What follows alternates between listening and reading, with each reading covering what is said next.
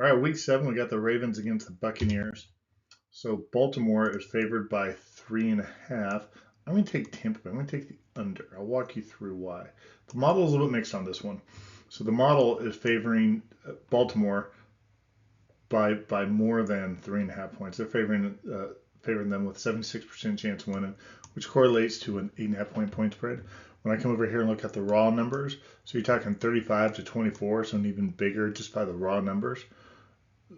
However, when I come to the Bayesian, this part right here says, well, hey, hold on. The model has been overestimating Baltimore.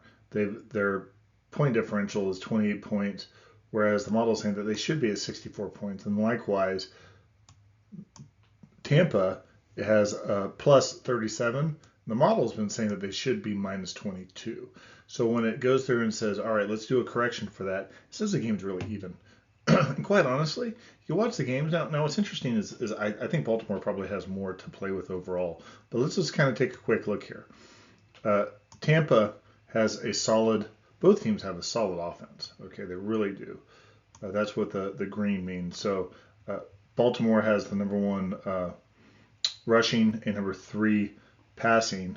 Meanwhile, Tampa Bay is number 2 at rushing, number 7 passing. Both teams can put the ball up.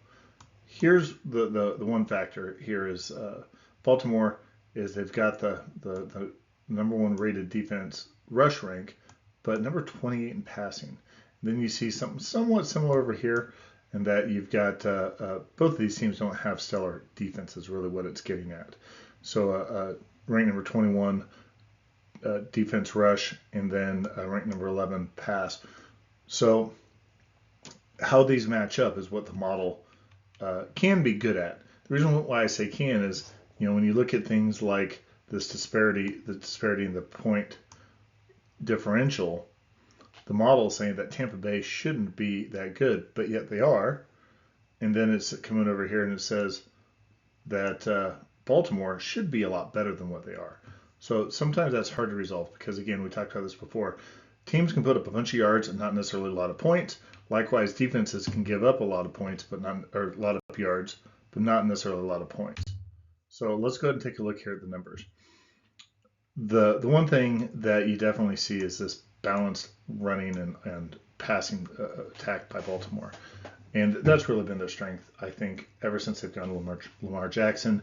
They designed the offense around him, as well they should. He is a unique talent, and anytime you have to take the talent you have, and you have to design around your top talent. They've done that. I don't blame them for doing that. Meanwhile, I think Tampa, they really stumbled across something with Baker Mayfield, because that dude is just a grinder. He's good at making things happen.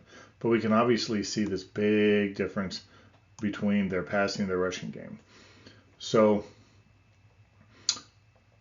Tampa's going to need to do something to stop that major run that we see over here, and they're going to have to get a more balanced attack, more than likely. They're going to have to be able to either put up the major passing yards, which they might very well do, or they're going to need to really increase that offense, which they could also do. So, and then likewise, they're going to need to stop most likely that running attack, which is going to include Lamar Jackson, and then they've got a whole variety of running attacks. Let's go ahead and take a look at the right side here. So one thing you definitely see is Tampa's got to do a better job, and maybe it's Baker Mayfield too. They got to do a better job of protecting the quarterback. But in light of that, they seem to be protecting the ball pretty well. Both of these teams are doing well on their interceptions. Fumbles are virtually non-existent. Both teams, but the one thing I see down here is Baltimore definitely that explosiveness is so deadly to a football game. So if Tampa can control those big plays and hold those down, they've got to win. Tampa's got their explosiveness as well. They certainly do. But when you start seeing these 5, 6, 7 explosive plays, pass yards that are more than 20 yards, run plays that are more than 10 yards, those are big explosive plays, especially when you start getting those 30, 40-yard types of explosions.